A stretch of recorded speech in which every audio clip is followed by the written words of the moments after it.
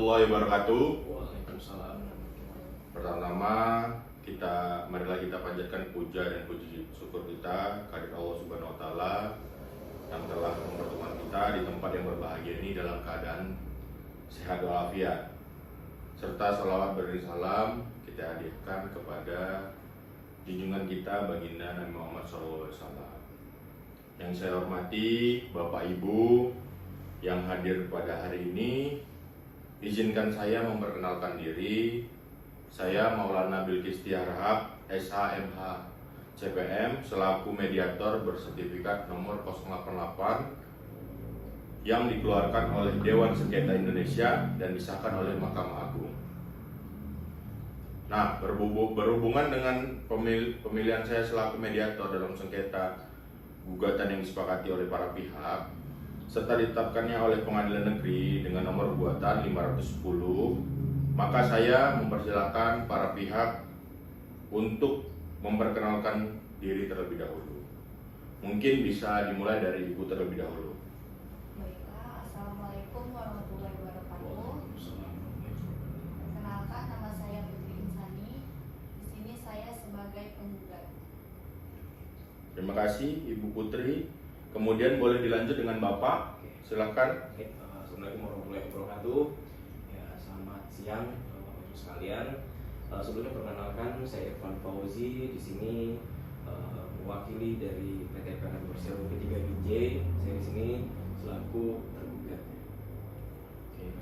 Terima kasih Bapak Ibu. Saya ucapkan untuk hari ini telah meluangkan waktu dapat hadir di kantor saya dan mengizinkan saya untuk menjadi mediator dan memediasi permasalahan Bapak Ibu jalani saat ini. Sebelumnya saya ingin menjelaskan kepada Bapak Ibu, mediasi adalah salah satu cara untuk menyelesaikan permasalahan atau sengketa dengan cara cepat, sederhana, damai, adil, netral, saling menguntungkan bagi para pihak, dan pastinya bersifat rahasia dan tertutup. Jadi ini bersifat netral Bapak Ibu. Saya selaku mediator tidak berpihak kepada penggugat, juga tidak berpihak kepada tergugat. Saya di sini memfasilitasi, memediasi antara penggugat dan tergugat dalam menyelesaikan permasalahan yang sekarang Bapak Ibu sedang jalani.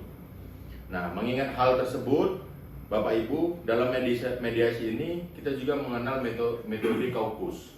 Jadi metode kaukus ini adalah mediator dapat berdiskusi, berkomunikasi secara perorangan atau masing-masing orang secara detail dan terpisah nantinya.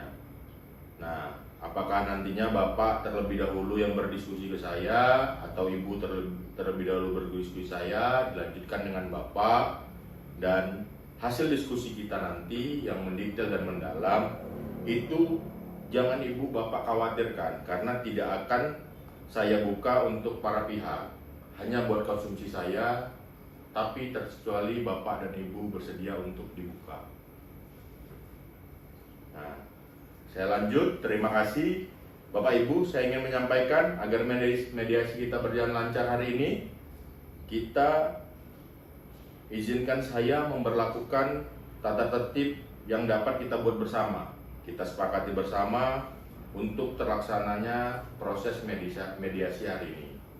Nah, mungkin bisa dari Ibu kira-kira apa tata tertib yang ingin kita berlakukan agar mediasi ini berjalan dengan baik dan sesuai dengan keinginan kita.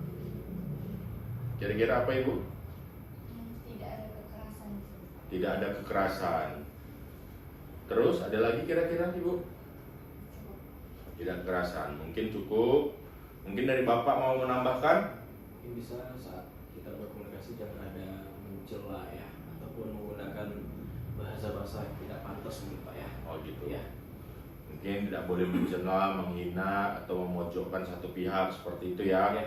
Mungkin izinkan saya juga menambahkan Bapak Ibu tata tertib yang kita ingin sepakati bersama. Mungkin yang pertama saya tambahkan, tidak boleh berbicara tanpa seizin mediator. Jadi Bapak Ibu nanti berbicara, saya yang memfasilitasi apakah Ibu duluan, penggugat duluan, atau tergugat duluan. Kemudian tidak boleh keluar ruangan tanpa seizin mediator, Ibu. Kemudian kalau boleh handphonenya di silent dan dimatikan, kemudian tidak boleh mengangkat telepon pada saat terlaksananya mediasi. Kemudian jika ingin ke belakang atau ke toilet, mohon izin terlebih dahulu. Kita sepakati ya Bapak Ibu. Ya, baik Pak. Terima kasih Bapak Ibu. Jadi tata tertib sudah kita sepakati. Baiklah Bapak Ibu, kita akan mulai pelaksanaan mediasi pada hari ini. Nah, dimulai dari mendengarkan cerita dan tuntutan gugatan dari Ibu Putri Insani selaku penggugat. Dipersilakan Ibu untuk bercerita. Baik Pak, terima kasih. Di sini saya Pak sebagai penggugat, saya keberatan atas PT PLN Pak. Di sini saya merasa dirugikan karena saya harus membayar denda sebesar 13 juta. Ya. Dan di rumah saya itu sudah dibongkar Pak meteran. Begitu juga sudah dipadamkan, dibongkar meteran. Jadi saya keberatan akan hal itu. Sedangkan saya Pak menempati rumah itu baru saja ditempati Pak sekitar 6 bulan. Jadi saya tidak tahu bagaimana meteran itu tiba-tiba sudah terjadi, saya kena denda 13 juta dan meteran itu sudah dibongkar dan sekarang di rumah saya tidak ada listrik Pak. Saya keberatan atas itu Pak. Terima kasih. Berarti Bu Putri merasa kecewa bahwasanya rumahnya dibongkar dan sekarang listriknya dipadamkan, betul ya Bu ya, dan didenda 13 juta oleh Ya, 13 juta. PT PLN selaku tergugat, seperti itu ya Bu ya. Ya. Terima kasih. Kemudian dipersilahkan mungkin Bapak bisa menanggapi cerita dari Ibu Putri terkait apa yang menjadi tuntutan dari penggugat. Silahkan Bapak. Baik Pak, baik Ibu Putri ya, yang disampaikan Ibu Putri ini benar adanya Pak, karena memang petugas kami pada 2 minggu yang lalu melakukan pemeriksaan P2TL di persilnya Ibu Putri Pak. Memang dari kondisi hasil pemeriksaannya dan berita acara yang sudah disampaikan juga, memang ditemukan adanya unsur penyalahgunaan di sana Pak. Adanya unsur penyalahgunaan di mana energi listrik yang sama ini mengalir ke rumah Ibu Putri itu tidak terukur dengan baik, tidak terukur ataupun tidak masuk ke dalam pengukuran KWH meteran. Nah, karena memang sesuai dengan aturan di PLN bahwasanya ketika terjadi unsur penyalahgunaan atau kita di sini kita sebut adalah P3 Bu Putri namanya. Jadi SOP kami yang pasti Ibu Putri kemarin sempat diberikan berita acara ya dari petugas kami ya. Itu berita acara yang menyatakan bahwasanya terjadi penyalahgunaan sesuai dengan keterangan ada di berita acara dan dokumentasi yang dilakukan. Nah, ketika terjadi pelanggaran tersebut, makanya kemarin petugas kami menjalankan sesuai SOP-nya Pak, melakukan pembongkaran terkait dengan KWH dari Ibu Putri yang penggunaannya tidak sesuai atau ada unsur penyalahgunaan. Makanya kami di sini PLN hanya menjalankan tugas kami, tugas petugas di lapangan sesuai dengan SOP. Dan terkait dengan biaya 13 juta tadi, setelah kami hitung di sistem, memang unsur pelanggaran P3 untuk daya Ibu Putri itu memang dikenakan biaya denda Pak sebesar 13 juta. Dari hasil kita hitung di dalam sistem kami. Mungkin itu penjelasan dari kami selaku pihak PLN ataupun tergugat di sini Pak. Ya. Baik Pak, berarti saya simpulkan bahwasannya PT PLN melakukan penertiban pemakaian listriknya, gitu ya Pak ya. Betul Pak. Kemudian ditemukan adanya pelanggaran ya Pak ya, seperti itu ya bahasanya ya. Betul Pak. Kemudian diterbitkanlah denda, seperti itu ya Pak ya. Ya. Iya. Dari hasil apa jenis pelanggarannya, daya berapa kita hitung di kantor sistemnya, keluarlah dendanya senilai segitu. Senilai 13 juta Betul, rupiah. betul Pak. Baik, ada yang mungkin bisa ditanggapi Bu dari hal itu? Jadi pihak tergugat menyampaikan bahwasannya rumah Ibu yang tempati itu ada pelanggaran pemakaian tenaga listrik, sehingga ketika mereka periksa, PT PLN periksa, ternyata ada yang menjadi penyebab kesalahan lah di sana, sehingga ada denda 13 juta. Nah, silakan Bu ditanggapi. Baiklah Pak, mungkin di situ memang ada pelanggaran Pak, tapi kan di situ saya tidak tahu Pak. Di situ saya baru beli rumah itu dan saya baru menempati 6 bulan, tapi saya harus membayar 13 juta dan saya itu keberatan Pak. Apakah tidak ada kompensasi dari PT PLN Pak atau bantuan dari PT PLN untuk masalah biaya tersebut? Gitu ya. Jadi saya coba petakan ini permasalahannya. Bu Putri sebagai penggugat berkeberatan didenda 13 juta rupiah Pak. Kemudian berkeberatan kalau listriknya dipadamkan. Karena Bu Putri itu baru menempati rumah tersebut. Nah, jadi mungkin melalui saya mohon mungkin Bapak bisa memberikan solusi kepada Bu Putri untuk lebih meringankan beliau, meringankan penggugat untuk bisa tetap menikmati aliran listrik, tidak gelap rumahnya, dan juga ada kompensasi tadi kata ada kompensasi yang diberikan kepada penggugat supaya bisa permasalahan selesai dan kita maunya kita berdamai lah. Silakan Pak. Ya, baik, terima kasih Pak. Sebenarnya ya, terima kasih juga Ibu Putri ya. Mungkin sebelum saya menyampaikan solusi yang diharapkan tadi, saya ingin mengasih penjelasan sedikit Bu gitu. Memang dari sisi PLN sendiri itu kita menganut azas persil Bu Putri. Azas persil kami menganutnya, jadi siapapun yang tinggal di sana, apakah rumah itu rumah kontrakan ataupun baru dibeli gitu ya sama pemilik yang baru gitu kan, ya kami melihat fakta yang terjadi di lapangan. Meteran itu, listrik yang digunakan itu ada unsur penyalahgunaan di sana. Meskipun Ibu Putri jangan 6 bulan Ibu, mungkin ada 1 minggu pun Ibu tinggal di sana baru beli rumah, ternyata datang pemeriksaan penertiban ditemukan unsur penyalahgunaan atau pelanggaran, ya itu sama gitu, sama. Nah, makanya kedepannya mungkin ini jadi pelajaran juga ketika melakukan rumah Bu, Ibu harus bisa pastikan dulu apakah meteran tersebut normal, apakah meteran tersebut itu legal, apakah meteran tersebut itu tidak ada unsur penyalahgunaan atau pelanggaran lainnya. Itu harus dipastikan Ibu Putri gitu. Karena ataupun meteran itu pernah menunggak atau tidak gitu. Nah, itu adalah kewajiban dari pemilik rumah harusnya gitu. Nah, memang kami di sini PLN sendiri Pak, itu meskipun pelanggaran atau penyalahgunaan itu 1 hari ataupun 2 hari baru dilakukan, itu sama Pak, sama dengan yang baru 1 tahun, sudah 1 tahun mereka berbuat seperti itu baru kedapatan sama kami, itu sama aturannya. Kita tidak melihat dari sisi waktu pemanfaatannya itu, tapi dari sisi unsur penyalahgunaan yang terjadi. Nah, kemudian saya ingin menyampaikan juga Bu Putri, ketika memang Ibu merasa keberatan dengan denda 13 juta yang harus langsung dibayarkan di PLN itu Pak, bisa dicicil Pak. Bisa dicicil? Bisa dicicil Bu Putri. Bisa, kita ada sistem dengan tagihan TSP 2TL nya itu saya 13 juta, bisa dicicil dengan membayarkan, misalkan DP nya mungkin Ibu Putri bayarkan 3 juta dulu gitu ya, nanti sisanya bisa dicicil sesuai dengan kebutuhan Ibu. Tapi rata-rata di sini kita 6 bulan Pak, 6 bulan gitu. 6 bulan. Tapi kalau seandainya memang butuh lebih lagi, itu ya bisa kami upayakan juga gitu. Tapi memang harus berkoordinasi dulu dengan pimpinan saya Pak gitu.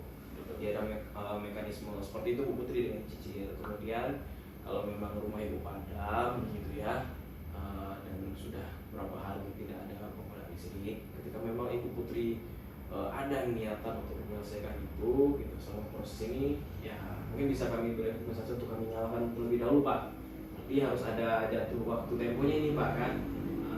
Mungkin habis kegiatan ini ya ketika memang dirasa sangat pro listrik, mungkin bisa kami kasih kompensasi di sana, kami nyalakan terlebih dahulu gitu. Bisa dijelaskan sedikit Pak? Ya.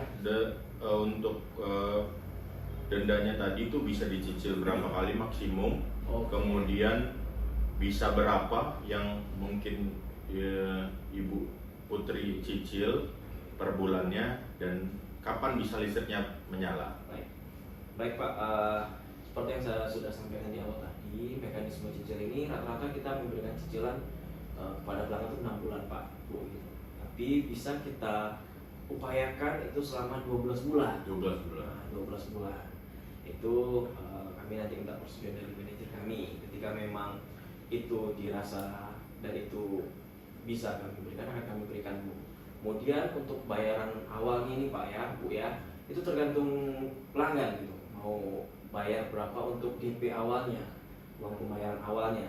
Bayar Itu ya itu kami biasanya kami sampaikan ke pelanggan itu minimal 10% Pak. 10% Bu. Nah, nanti sisanya itulah yang akan kita coba distribusikan selama 12 bulan. Nah, jadi tergantung Ibu Putri. Jika Ibu Putri bisa menerima solusi yang kami berikan itu nanti cicil. Kalau memang pengen bulanannya itu tidak besar, nanti DP-nya lebih dibesarkan. Tapi kalau seandainya kalau kita hitung 13 juta berarti 10% sekitar 1.300.000 ya Pak ya. Iya. Dari 300 berarti masih ada sisa sekitar 12 juta lagi lah atau 11.700.000 ya Pak ya. Nah, itu nanti akan kita distribusikan selama 12 bulan. Seperti itu. Kalau untuk masalah listrik dinyalakan Pak, ketika memang dari pelanggan sudah ada niatan untuk menyelesaikan, akan secepatnya kami nyalakan Pak. Seperti itu. Oke. Baik, terima kasih Pak Irfan selaku mewakili PT PLN dari pihak tergugat. Jadi opsi dan solusi yang ditawarkan Pak Irfan ini selaku tergugat kepada Ibu Putri selaku penggugat, yaitu denda yang diberikan itu boleh dicicil Ibu. Jadi 13 juta boleh dicicil dengan DP sebesar 10%. Kemudian ketika selesai membayar DP, Ibu bisa langsung dinyalakan listriknya. Dan sisa dari tagihan denda itu memang dibayarkan sampai maksimum 12 kali begitu ya Pak Irfan ya? Masuk. Kan meter Ibu Putri meter pasca bayar ya? Iya. Nah itu nanti akan masuk ke rekeningan Ibu, ke rekening Ibu Putri. Akan masuk ke rekening Ibu setiap bulannya. Bagaimana Ibu solusi yang diberikan dari pihak tergugat? Kalau dari saya bisa nggak Pak untuk diberi keringanan lagi DP-nya itu hanya 1 juta saja. Jadi saya mau cicil selama 12 kali, jadi per bulannya saya hanya membayar 1 juta. Ya. Untuk DP 1 juta Pak itu bisa Pak? Bisa ya? Kita bantu. Bisa ya? Kita bantu. Memang nanti akan distribusikan selama 12 bulan Ibu Putri akan 1 juta per bulan dan itu masuk ke rekening Ibu Putri plus dengan pemakaian Ibu gitu, rekening listrik yang barunya. Seperti itu ya Pak. Ya. Jadi 1 juta sisanya 12 juta. Dia akan dicicil selama 12 bulan, berarti per bulannya 1 juta. Ditambah dengan pemakaian Bu Putri setiap bulan. Ya, Seperti itu. Ya. Jadi Bu, bagaimana bisa diterima? Bisa Pak. Oke, bisa diterima. Jadi hasil dari kesimpulan saya, hasil mediasi hari ini, penggugat menerima penawaran dari tergugat, yaitu bersedia membayar tagihan atau denda terkait pemakaian pelanggaran listrik yang ada di rumah penggugat sebesar 13 juta dengan metode angsuran. Seperti itu ya, sebanyak 12 kali dengan DP sebesar 1 juta rupiah dengan dicicil selama 12 kali dengan per bulannya adalah 1 juta rupiah. Dan ketika DP dibayarkan, listrik penggugat sudah bisa dinyalakan oleh tergugat. Seperti itu Bapak Ibu? Seperti itu? Ya. Oke, kita sampai ke akhir mediasi. Kita akan membuat kesepakatan perdamaian. Jadi apa yang menjadi hasil mediasi hari ini kita tuangkan dalam kesepakatan perdamaian dan akan kita tingkatkan menjadi akta perdamaian. Jadi akta perdamaian akan kita usulkan ke majelis hakim untuk disahkan sehingga berkekuatan hukum tetap nantinya Bapak Ibu supaya mengikat. Jadi hasil mediasi saya akan tuangkan dalam kesepakatan perdamaian dan akan ditandatangani oleh para pihak, baik pihak penggugat dan pihak tergugat. Jadi mediasi hari ini sampai dengan mediasi hari ini saya sudahi. Terima kasih Bapak Ibu sudah kooperatif, sudah komunikatif, sudah datang hadir di kantor saya sehingga hasil mediasi hari ini berhasil. Pihak penggugat dan tergugat sama-sama win-win. dan sama-sama mau menyelesaikan permasalahan yang timbul. Jadi saya juga memohon di kesepakatan perdamaian Ibu juga mencabut gugatan. Ya, mencabut gugatan, dan di dalam akta perdamaian tidak ada lagi gugatan antara satu pihak dan pihak yang lain. Seperti itu ya Ibu, Bapak. Mungkin itu saja dari saya. Terima kasih. Semoga Bapak Ibu selalu dalam keadaan sehat walafiat. Amin. Terima kasih, Pak. Terima kasih, Pak Menteri ya.